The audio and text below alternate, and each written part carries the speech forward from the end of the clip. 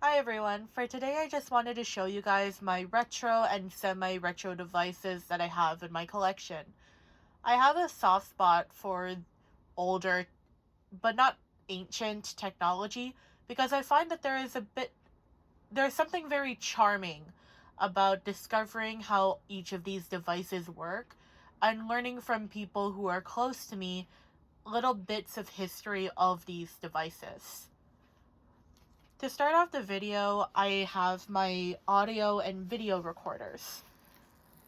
This one right here is my dad's old cassette player. Here's like the slot where it opens up. And inside is it's the only cassette that I actually own. Just pops in like this. This cassette is a copy of this Bob Marley tape that I bought at a local shop. The other music player that I have is one that I actually use, and it's my Sony Walkman. I found this one pretty recently in a thrift shop for only $5. When I bought my Walkman, it came with this remote. You can see that here's like the stop button, the volume, and the play button. It connects with this cord, just like this. And then you plug your headphones through this hole that's at the top. However, this is also compatible with any modern day headphones that come with this jack or an adapter that's similar to it. These are some CDs that I've thrifted. This one is a copy of Nicki Minaj's Pink Friday, and this one is a copy of Carly Rae Jepsen's Kiss. And this over here is my CD burner. This isn't like an old device. It's quite new. But this is what I have tried to use to burn CDs. This right here is a video camera that my teacher from high school actually gave me as a parting gift. I don't have much experience using it, but I know how to film and record videos using this camera. It has a battery right here and it opens up just like this. Moving on to like phones. This right here is a Samsung Clio. I don't actually know much about it, but I bought it at a thrift shop because I thought that it looked really cute. It has a unique charger. It has a unique charger that I haven't been able to find online or in one of those local phone shops, so I can't turn it on in any way. I do keep it though as like a little fidget. It's got like all of these little buttons that I like to click around on. Sometimes I pretend to text on it, but yeah. This is probably the part that I think most people would be interested in terms of my collection, and those would be my consoles. This DS right here is my first. This was actually a gift to me for my 16th birthday, I believe. And when I was given this DS, it came with a copy of Pokemon Ultra Sun. It's definitely seen better days, but it's still pretty valuable to me. The next DS that I have in my roster is my new Nintendo 3DS.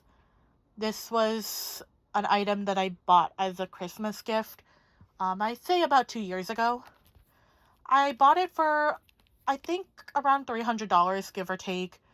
The only reason why it was at the price it was is because of the paint chip that is both on the side and on the front, though it was covered by a sticker that I gave to my little sister.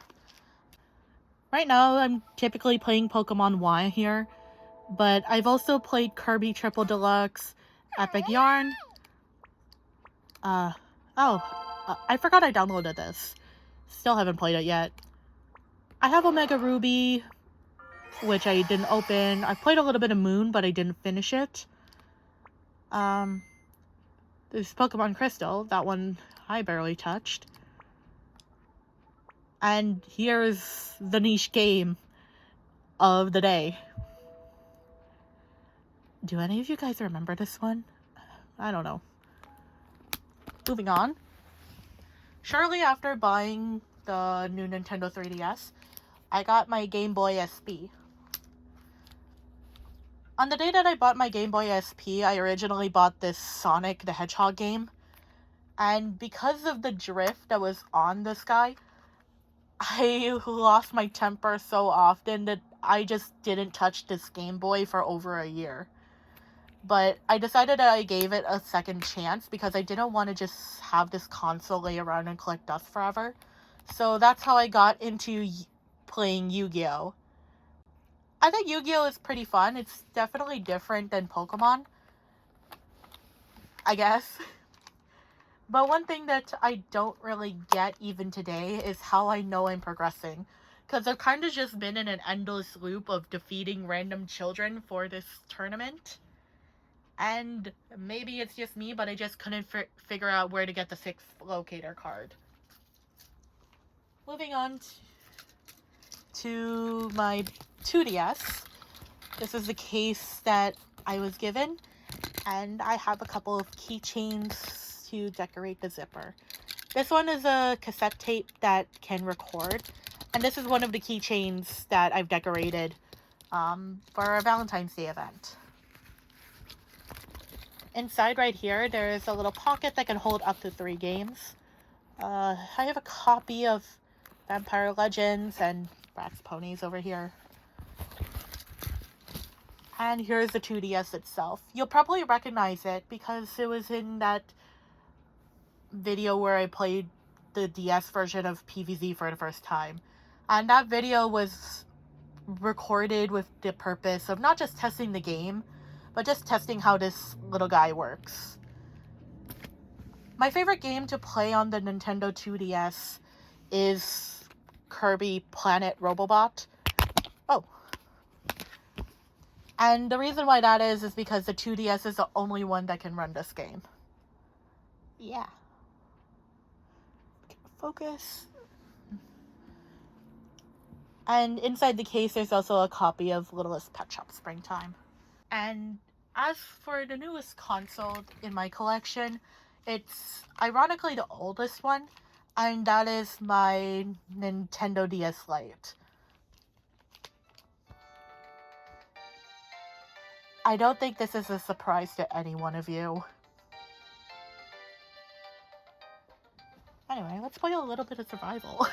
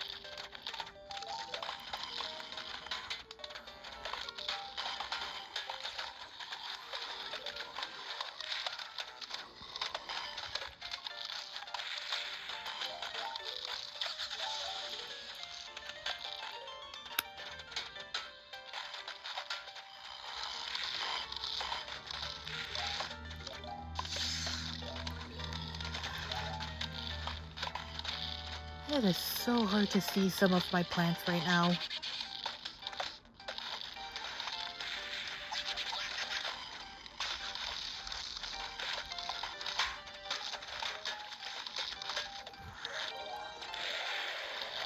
Not that it matters.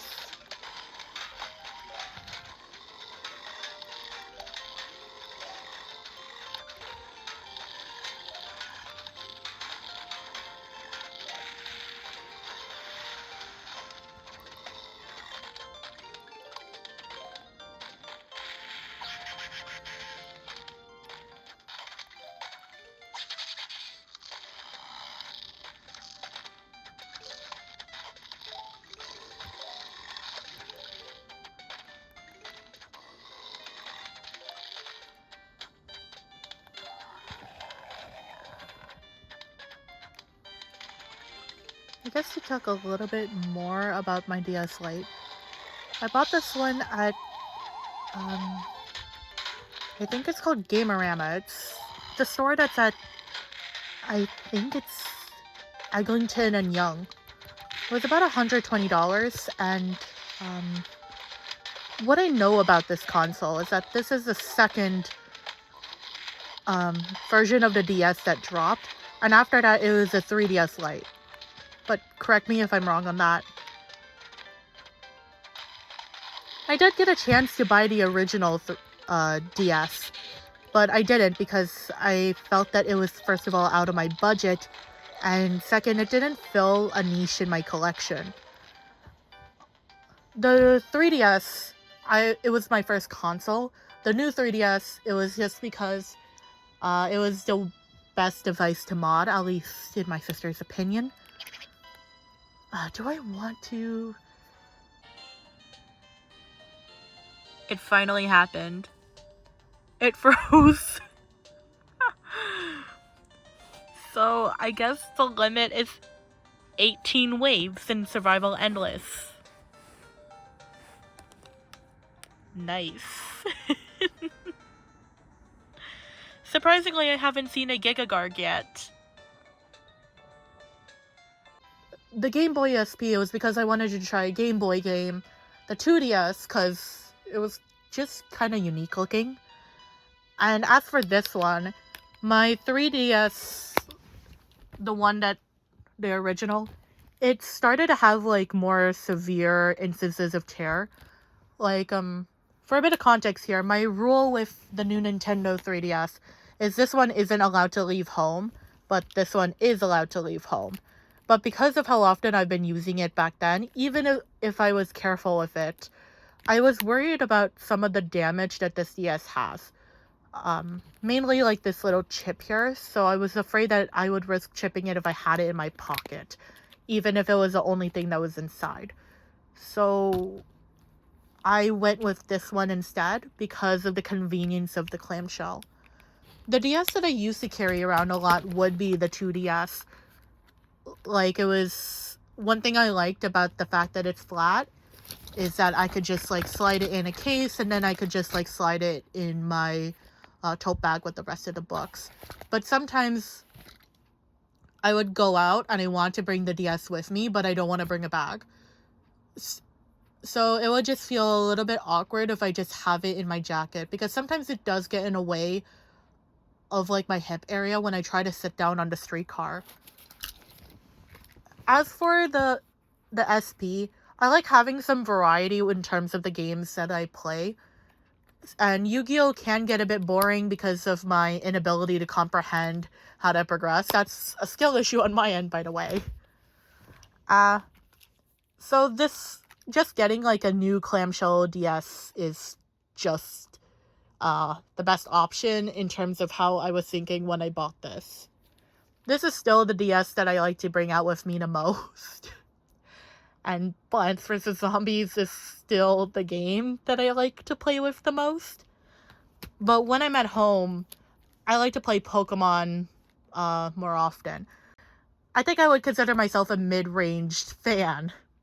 Because when I finally got into it when I was 10 years old, it was just when Black and White was ending and Generation 6 was starting. And then I was there when Sun and Moon came, because Ultra Sun was the first game that I've played and finished because of that gift. And then I got into Sword and Shield. Violet is when I started to lose interest in the games, and Legend ZA was when I hit my breaking point. I was just like, hell no, I wasn't going to get a whole new console for that. As for why I wanted to show off my somewhat retro collection, it's because of what having these items mean for me in particular. I think that ever since I started hearing about how Nintendo in particular has been doing things like booting people off of consoles that they buy and revoking access to games because of things like modding, I just felt that I didn't want to continue buying into these things because I don't want to continue validating that this practice is okay. What I don't like about some of the new versions of what we have right now is that there's that illusion of ownership. You buy like a game or a CD, but you don't actually own the copy of the media. You just own a code that gives you access to that media, and that can be revoked at any time. And that's just something that I don't feel very positive about. So I think that by going back to like older physical copies of games, I'm just kind of rebelling against that. Now, of course, I do acknowledge that by modding a 3DS, for instance, there is kind of like a debate of whether or not that is piracy, and that's another can of worms that I don't feel that I am qualified to talk about yet. It's kind of a gray area for me, because yes, it saves me quite a bit of money, because like buying games is expensive, and if I don't like the games, then no problem, I can just delete it. But at the same time, if I play a game and I like it, I would one day want to get like a physical copy just so I could say that I have the game, I played it, and I enjoy it. So yeah, that's my retro collection. Thanks for sitting with me through all this.